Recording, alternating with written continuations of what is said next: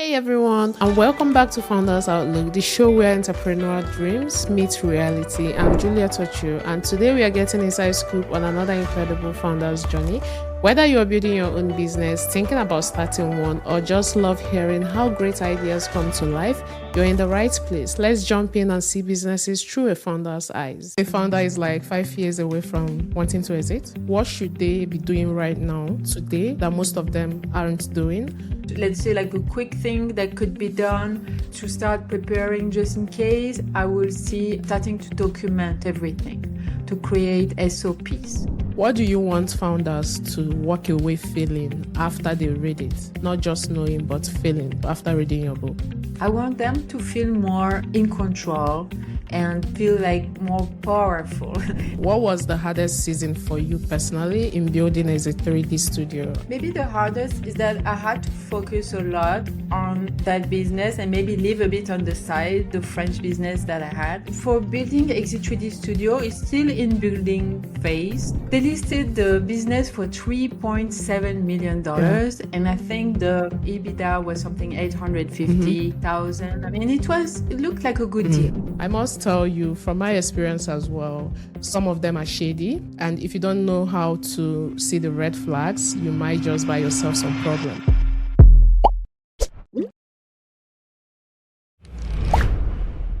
Welcome back to Founders Outlook, the show where we go behind the business to the real human story of what it actually takes to build.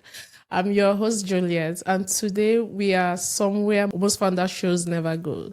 We're talking about the exit, not the highlights real version, not the press release, the real one. The one where a founder spends years building something valuable and then sits across the table from a buyer and watches their life's work get discounted. Today's guest has been on that other side of the table. She has signed over 100 NDAs.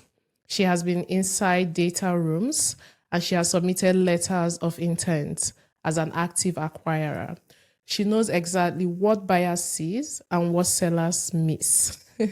And now she has written the book on it. What the valuation gap, what buyers sees and what sellers miss, which will be launching July 27, 2026.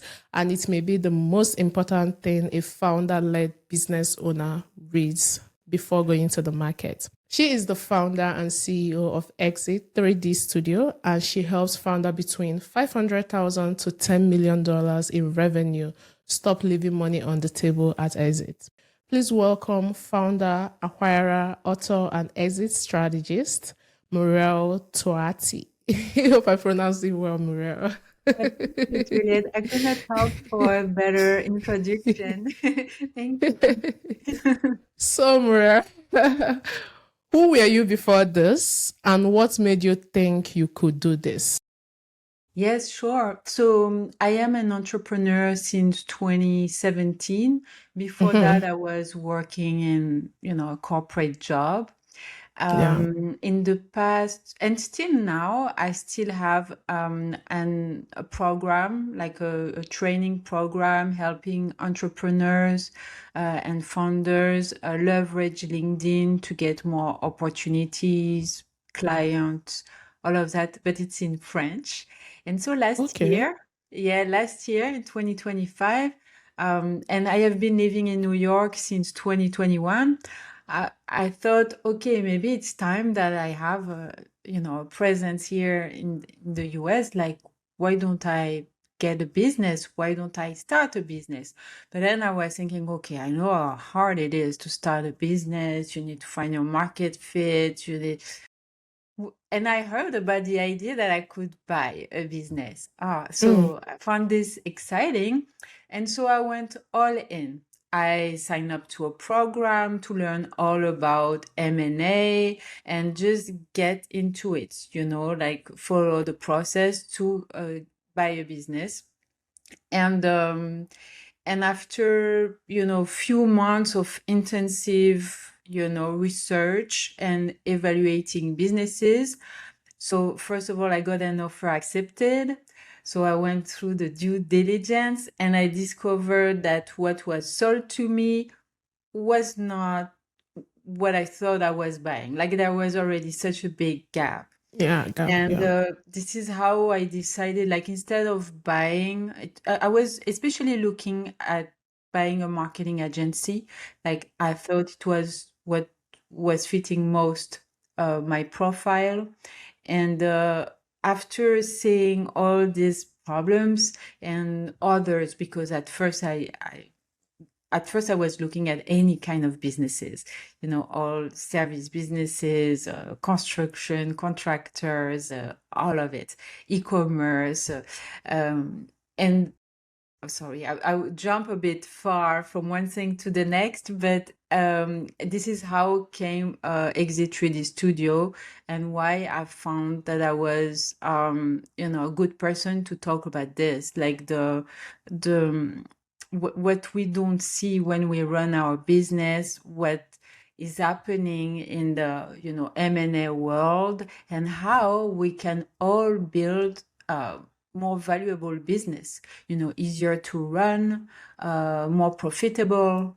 And eventually, if a seller like me or like any of us, that could be considering buying a business, but we will find better business to buy.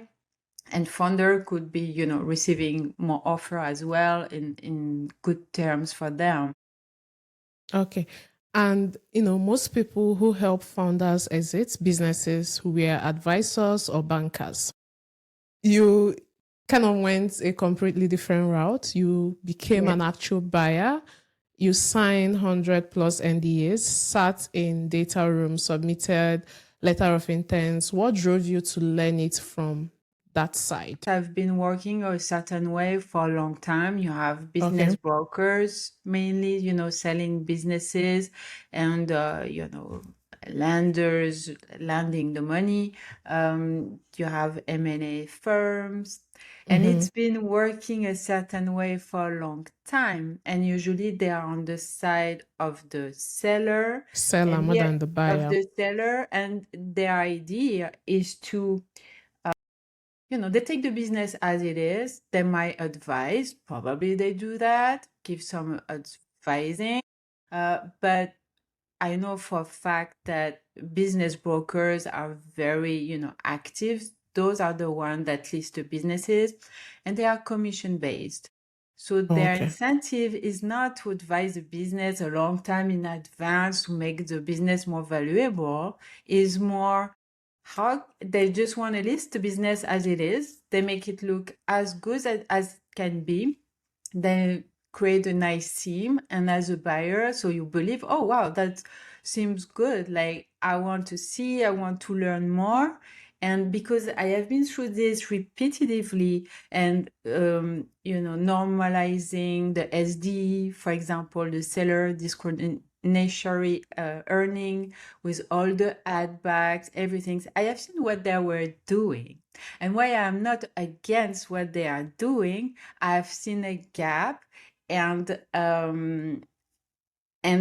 this gap give us statistic like 70 to 80% of businesses that go to market never sell. So what can we do about this? Someone Yeah. has to be. I Step just in and do find, it. yeah, this is what I explained in my book, The Valuation Gap, Okay. what Yeah. buyer sees that seller miss, because it explains actually the difference in perception, that I am sure sellers suffer a lot of that situation, because they might be, approached by business brokers. They say, okay, we're going to list the business for, I don't know, $2 million. And they get listed, they have hope, they go through, maybe one offer and another offer, and then they finally accept an offer. They go through the whole process, disclose all they can disclose to the buyer, because Yeah. this is how it works. When you do a due diligence, the buyer need to check it all, and then the buyer withdraw, and maybe a second buyer withdraw, a third Withdraw. Yeah. withdraw. Okay, that's a real problem, and it must be so exhausting for business owner running his business. So while there are actually some structural issues you can solve, from now, whether you want to sell or not. Yeah. And as a woman founder, a woman founder operating in the world of acquisitions and business exits, a space that is still very male.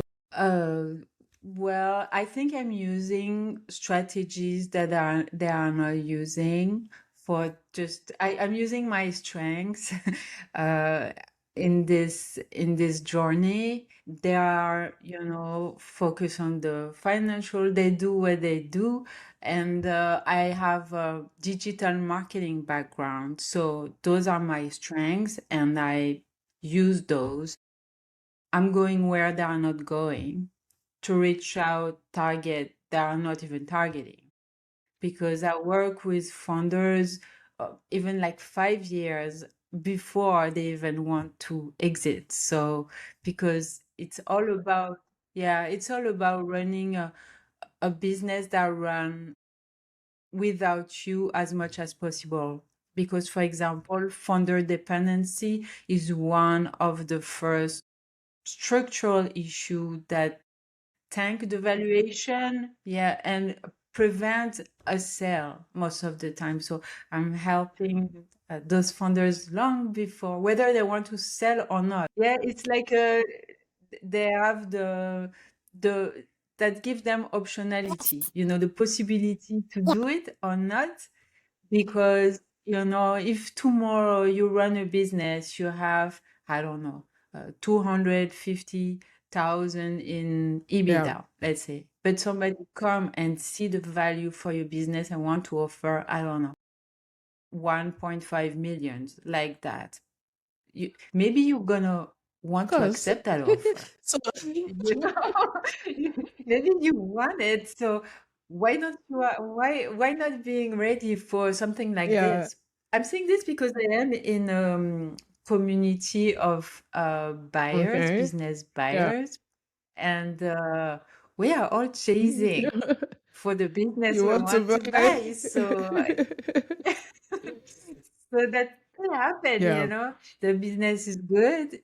So you Yeah. focus specifically on founder-led service businesses between $500,000 to $10 million.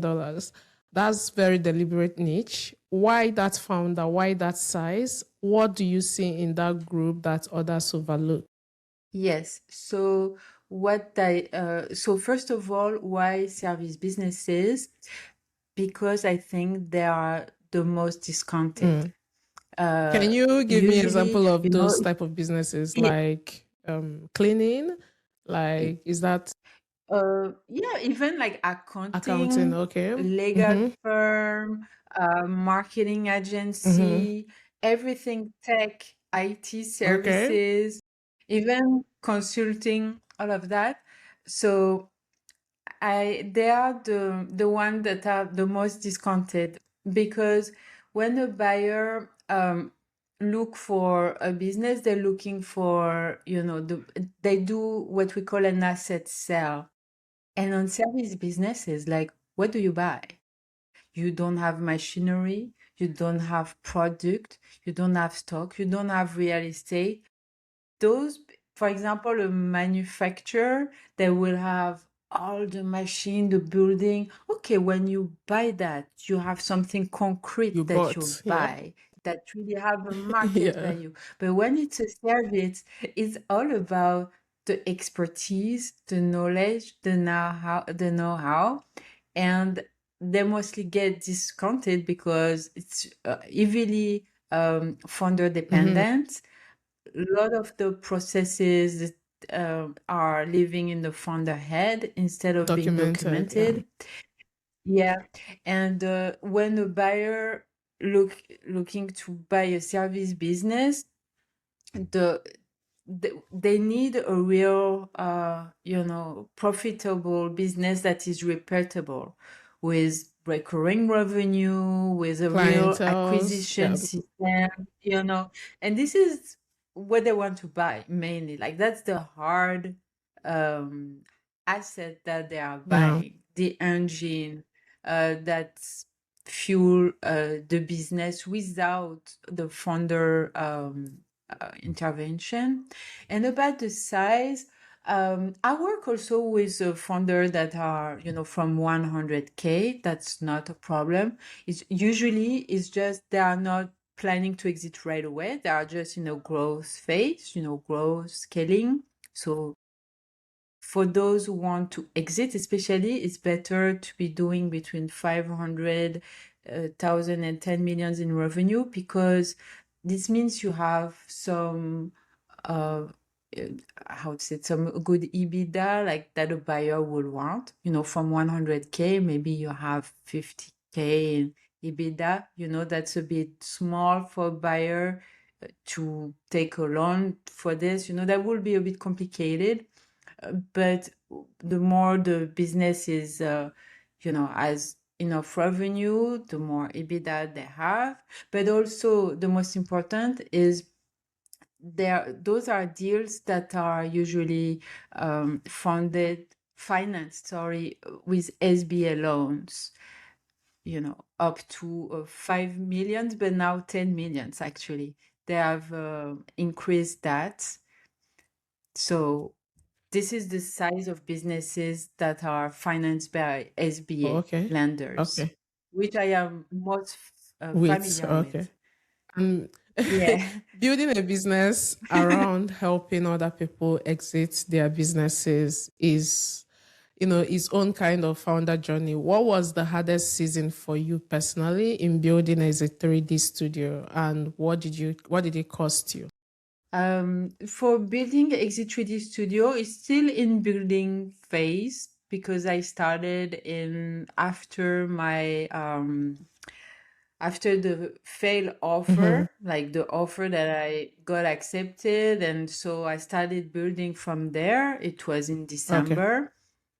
And maybe the hardest is that I had to focus a lot on that business and maybe leave a bit on the side the French business that I had, this one was really, you know, um, founder independent in a lot of part. Like it still exists. And when I get requests, it's still, I can still make sales and it's happening.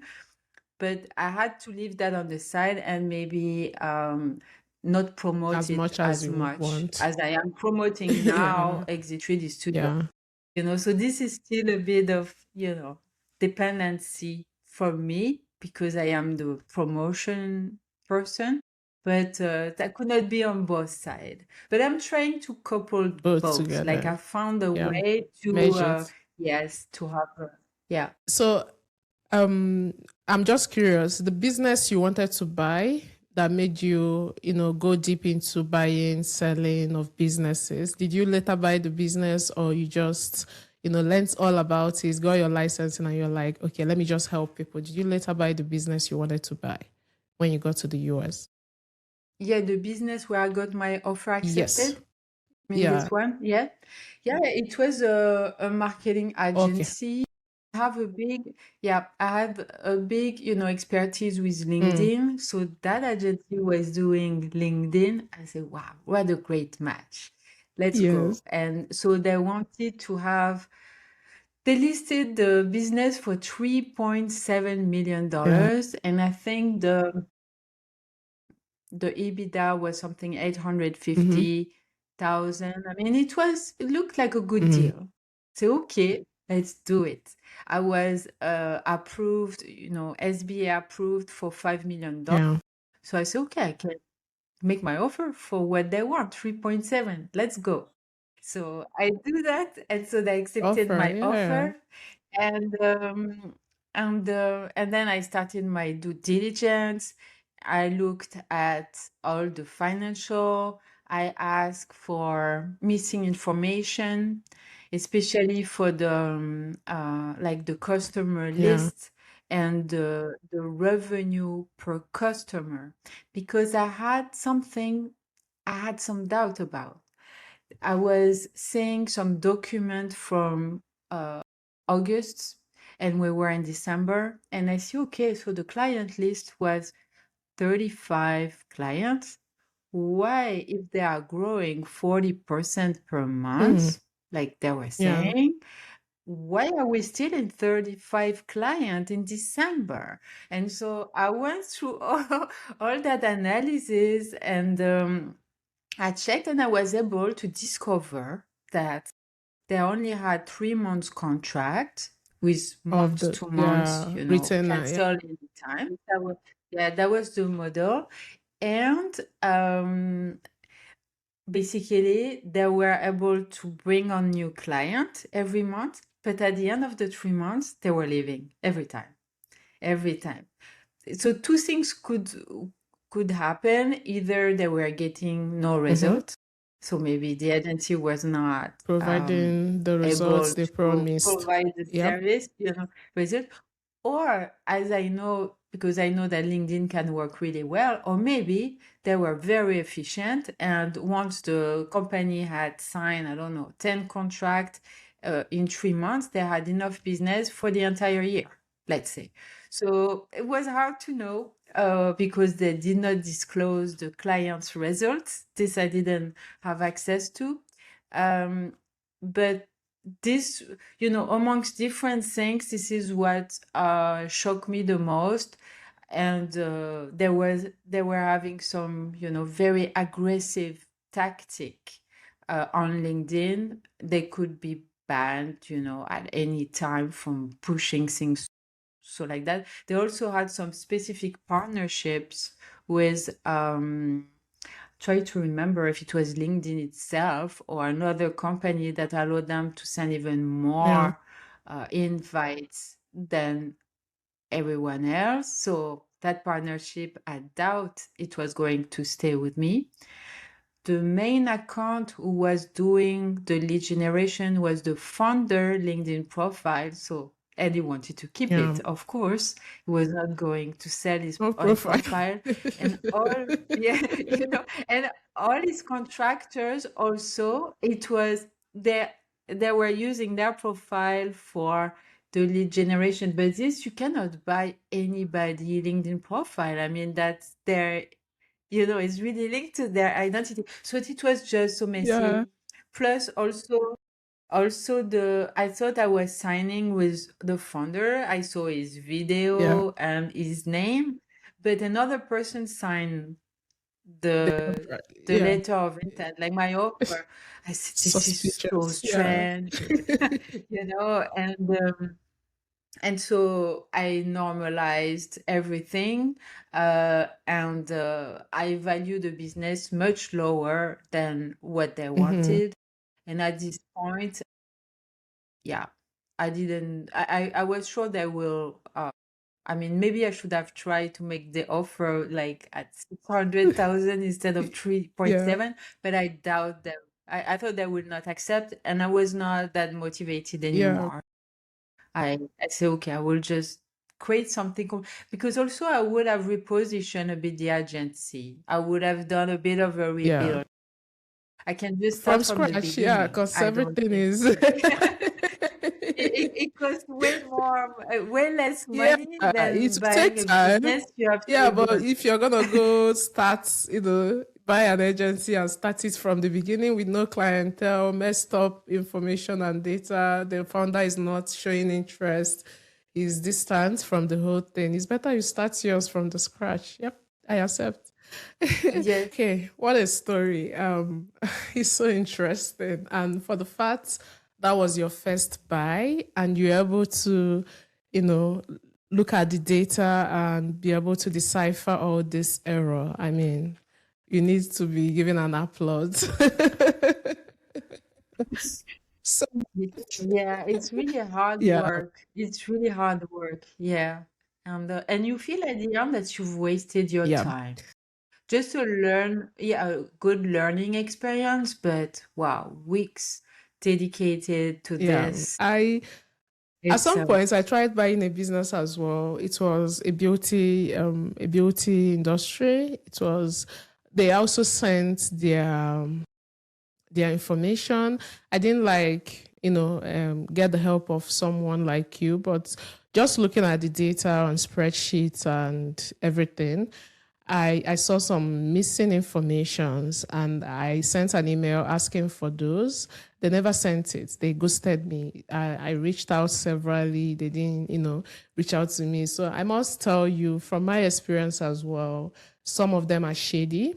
And if you don't know how to see the red flags, you might just buy yourself some problems. So it's better you don't buy Yeah, at all. definitely. If we are on the buyer side, we have to be really paying attention and checking everything. And that's why when we are also, founder and, your listeners are founder as well, it's always, better to get prepared. And also not just because you might want to exit or you might receive an offer from buyers that are looking for off-market deal, let's say, but because when you're correct, the structural issues that most business have, and that cannot sell, when you correct those, you also run a better business for yourself, a business you want to keep for yourself. Yeah. Yeah. True. So the four gaps you work on: customer concentration, founder dependency, unpredictable revenue, weak digital assets. These aren't new concepts. Why do smart founders keep missing them even up till now?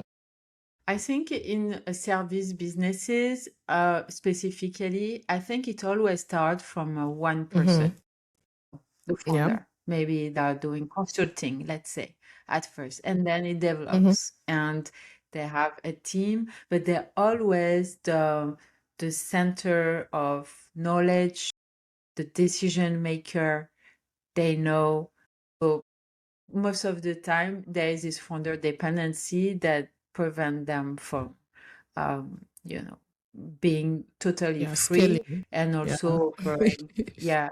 And customer concentration is also is very subtle. When you are running your business, let's say you have 20 clients and you love because you have one client that has been with you for some times and it represents a big client, 30% of your revenue. So as a founder, you can be proud of that. Like and you have a good relationship, but it's actually a big risk. It's a big risk for a potential buyer, like a buyer evaluating your business, but also for yourself. Because if that client leave for a reason or another, it's just 30% of your revenue that disappear.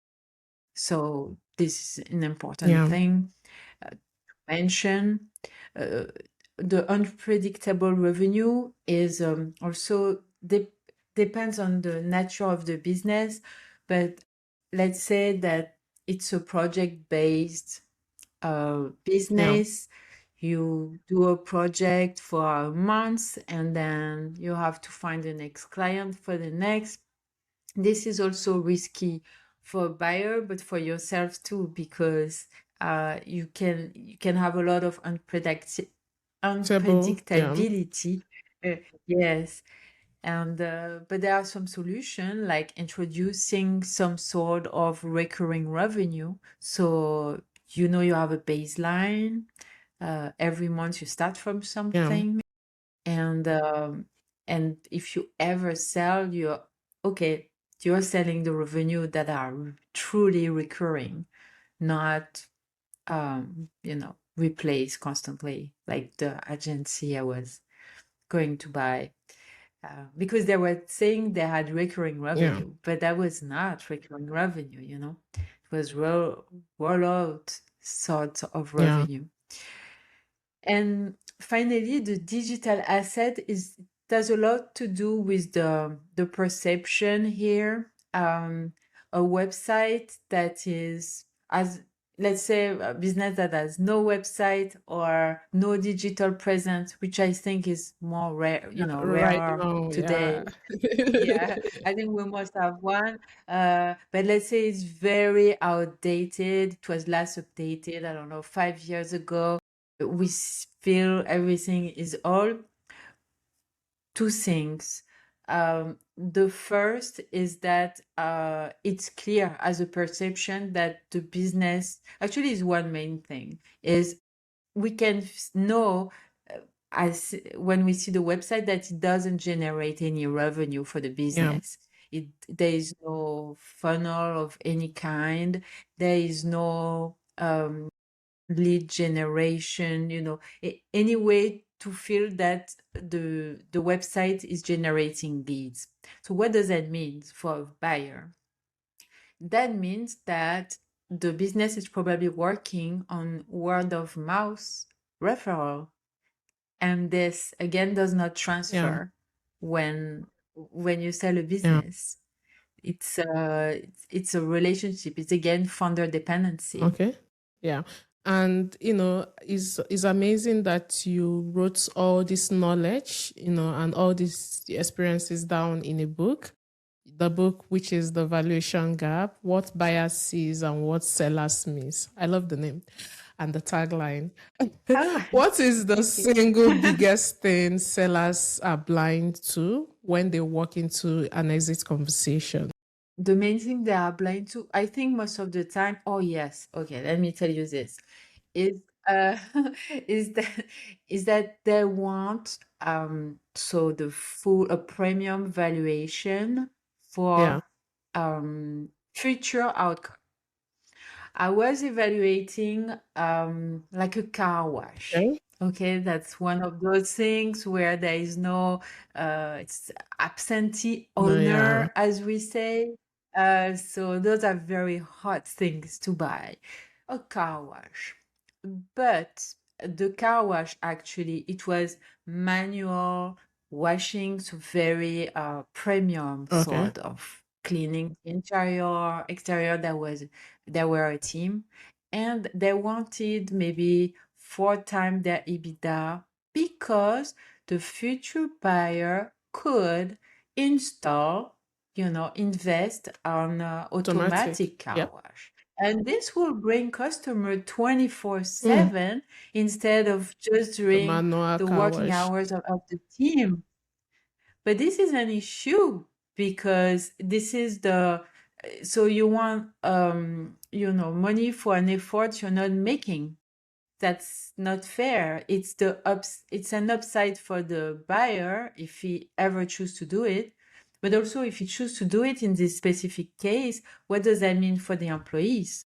You might have to lay off some Okay. people. And that's not what the current owner wants to do. So why the future owner would like to do that, you know? So Yeah. yeah, that's one of the I think I explain also in the book. Okay. So you help founders move their multiplies from 1 to 3 times to 4 to 8 times. For someone listening who has no idea what that means in real dollars, can you break that down? What does closing, on that scale mean? And, when they hear something Yes, like that, yeah. yeah. So let's say that a business that has no recurring revenue, that is founder Mm-hmm. dependent, that has no revenue engine, and let's say that is EBITDA, which is earning before interests, tax, depreciation, and amortization. This revenue, the EBITDA. So the more there are, the factors are on the business, the lower the multiple. That means that the valuation will be maybe 250 times 1 or 2, maximum 3. But it has to be, evaluated, and usually I would say even 1 to 2 if it's heavily founder dependent or recurring revenue.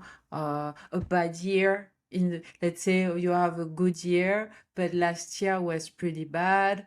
The year before was average. Yeah. We are looking at the past 3 years plus the trailing 12 months. And so this is how this is evaluated. But of course, we have to look at the numbers exactly to normalize also the base that we're taking, if it's the SDE or the EBITDA, because when a business go to market, usually they add some what we call add backs, some expenses that were personal, let's say, in the business. To long chapter, the explanation, but this has to be normalized also. And so then, this smaller multiple apply to a business that is not turnkey, let's say. Turnkey will be the business is running without the founder. Maybe there is another CEO in place, let's say. There are recurring revenue. The sales are not coming because of the founder. There is a real revenue engine. And the portfolio of clients is diversified enough. There is no concentration. If one client leaves tomorrow, that's okay. Like, not only we know new clients are coming constantly because the revenue engine is good, but also there is not a big percentage of the revenue attached to one client. And those, let me tell you, it's not just individual buyers that are interested in these businesses, but all the big investors, the private equity, for example, or the strategic buyers, which are another business in the same space that could be interested in businesses like that. Though I will not talk too much about the strategic buyers because I know they'll do some merger, private equity also doing some merger, and maybe when they buy a business, they plan to lay off half of the people and just merge it with another business. So that's not truly, like my expertise. Like, what I know is for individual buyers, we want operation that are, the most turnkey as possible, because also we want to keep the people inside. We're not intending to be merging with another business. We'll most likely be the operator of the business, but yeah. And if a founder is 5 years away from wanting to exit, so this would be like a two-part question. If a founder is like 5 years away from wanting to exit, what should they be doing right now, today, that most of them aren't doing? And your recommendation, how many years do we need as founders to prep for this type of exit? Because I think it's not something that happens overnight, correct? It takes time. Yes. Yeah, no, it does not. Yeah. For the first questions, let's say like a quick thing that could be done to start preparing just in case, I will see starting to document everything, to create SOPs, like standard operating procedure for everything. So the know-how of the founders or any employees is documented. So if somebody leaves, someone else can do the exact same job, the exact same way. That will be the first things to do for anyone right now. For your second questions, how many years before to prep? I want to say 3 years, because we're gonna look at your last 3 years of like your P&L for the past 3 years. And if we see a drop in revenue or problems, in those 3 years, it's, we're going to find excuse to discount the business. Even lenders, at least the lenders that I had, he say, okay, well, I'm just taking the worst year, because if it's happened once, it can happen again. So basically, the last year of growth, we don't care, because we're looking at the worst year of the 3. So if you prepare 3 years in advance, for 3 years, then you have more chance of having a nice upside curve, like growing. Okay. But you can, start.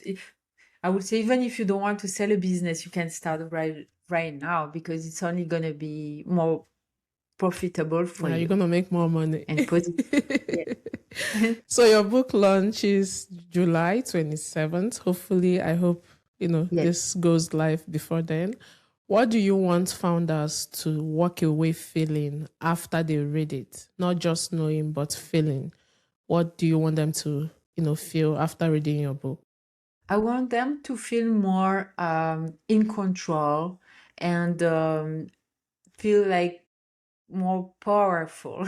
Let's say if they didn't know yet, like they were having, just a few clients and sometimes there are some problems. I don't want them to stress too much about it. They should actually act on how do they diversify the portfolio of clients. So if one leave, because no matter they want to sell or not, those are risky Yeah. situations and how to document everything. So if they go or if a key employee go, which is as much of a problem than the founder dependency. So I want them, to feel more empowered. Empowered. Yeah, Okay. that's the right word, like Yeah. empowered. And for the founders you work with, the ones who do the work, close the gaps and walk into an exit prepared. What does that moment look like for them? What changes in their life when they sell and sell right? Well, if they do get an offer or if they decide to go on the market, they could, first of all, get more offers and they could defend their interest. Not only get the price that they want, but also the terms that they want. Because when you get an offer, you might get an offer, I don't know, for $2 million for your 500K Business. Yeah. EBITDA business. But if the terms are, okay, we're gonna put forgivable seller notes because you have a customer concentration of 20%. So 20% of the amount, which is 400,000, is forgiven if the client leave in the first year. Or another earn out for like if the you'll get it if the business keep growing 5% next year. All those terms you could end up, after 1 year, getting just 800,000 instead of 2 million, if the structure of the deal is not in your advantage. So when you're prepared, you run a business you might just want to keep, or if you have to transfer at some point because you have another project or you plan to move to another place if the business is dependent on a location or you're going to retirement or anything, you'll be able to get, the amount that you want and the terms that you want. So again, you'll be empowered. So you sat in the intersection of being a founder and understanding buyers. When you think about what winning looks like you, I think we've kind of covered it. But I'm curious, as someone who is working in this field, between franchising and buying a business, which one do you advise more people to So go for I will more? not be a specialist on the on be Franchising, on yeah. advising buyers. I will say not so. I will leave that expertise to those who are like the community I am in. I think they are more expert at advising buyers. But my own choice, yeah, it's still a debate, honestly. Yeah, it's Like, still. yeah, it's still a debate. Like, why not a franchise? But what do they offer to us? Like, because if Yes. it's to buy uh, a brand that is not known, because I was speaking to one franchise not so long ago, and basically you were buying some, the license or whatever, the franchise rights for your postcode. Okay, New York, that's postcode. It's not going to be a lot of blocks because we have a lot of Yes. postcode. It was for some window cleaning. I was thinking, okay, plus it's highly competitive. Mm-hmm. And so the brand not known, okay, you have to do a tons of ads yourself. Okay, Yep. so what are you bringing? Like I can just go myself if I want Yeah. to do it, buy, I don't know, uh, all the And material to do it, and I just talk to the person like I don't need all that, infrastructure. so So yeah. so for me personally, I was at some point at that crossroad. Should I do franchising or should I buy a business? But what kind of baffles me about franchising is, there is a monthly royalty fee you need to pay every month, right? So Yeah, you also. you don't have a choice. You must pay that money. Either the business is successful or not, you got to be paying Oh, that money. okay. But when you buy, you kind of buy one off and it's your business, right? Whatever revenue that comes is yours. You don't need to. So I was just trying to see where your head's at. Okay, so if people want to work with you and they are planning to either sell or buy, what's the best way to reach out to you? And is there like a jurisdiction on where you work, or do you work like all over North America, all over US? How can people reach you? Yes, so the best way to reach out to me is on LinkedIn. I'm very Hmm. active on LinkedIn, so you can send me a contact request. It's Okay. Muriel Touati, my handle.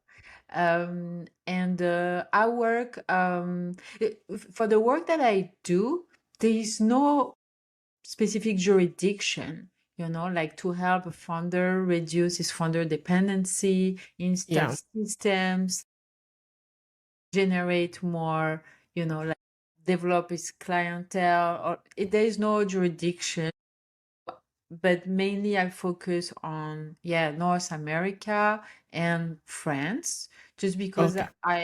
as of today, I only speak English and French. But Yeah. if it's a business somewhere else, and as long as we can communicate in French or English, Yeah. that's works for me. Yeah. All right. Before I let you go, let's do rapid fire. Failure or fear, which one has taught you more? Failure. That taught Okay. me more. I prefer failure than fear Then because you don't fear. do anything Yeah. with fear. Yeah. Yeah. One thing founders should stop doing immediately if they ever want to exit well.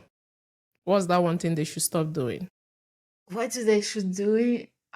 I would be better saying what they should start doing than. Okay. But okay, stop doing everything yourself. Start delegating, even a little something, a decision or something. Yes. Okay.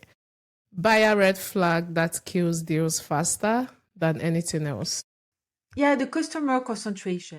As soon as I see a sim, and I see, okay, oh, for clients, 60% of the revenue, I'm out. Like, Yeah. I don't even look further. Yes. Okay. Then the valuation gap in one sentence. Well, you will learn what the buyer sees that seller miss. If you ever want to sell or grow your business, scale it or sell it on your terms, that's a good perspective to have. So, where can founders find your book once it launches? So on my website, exit3dstudio.com/the-valuation-gap. This is Mhm. where they can download the first chapter free and get the book. The link, there is a direct link to Amazon. They can also Okay. go directly on Amazon to find it. For some reason, I'm not able to put the pre-order of the paperback, but it will be available on July 27. At the moment, it's Oh, okay. possible to pre-order the Yeah. Kindle version. Okay. I'm still figuring things out there because I Yeah, don't true. write tons of book. But yeah, it's possible to download the first chapter free on my website. Yes. Oh, great. Muriel, this conversation was everything. You just gave every founder listening a completely different way to think about what they are building and what is actually what. The Valuation Gap isn't just a book, it is a conversation no one was having for the founders who needed it most. If you're a founder between 500,000 to 10 million, if you ever wondered why your business feels unvaluable, but the offer or valuable, but the offer doesn't reflect it, please reach out to her and also pre-order her book. Thank you so much, Muriel, for connecting with you. And thank you for shedding more light on this topic. Thank you Leave so us much, a Julia. comment, yeah, and share, like, and thumbs this video up if you really enjoy it. Thank you so much for joining us today.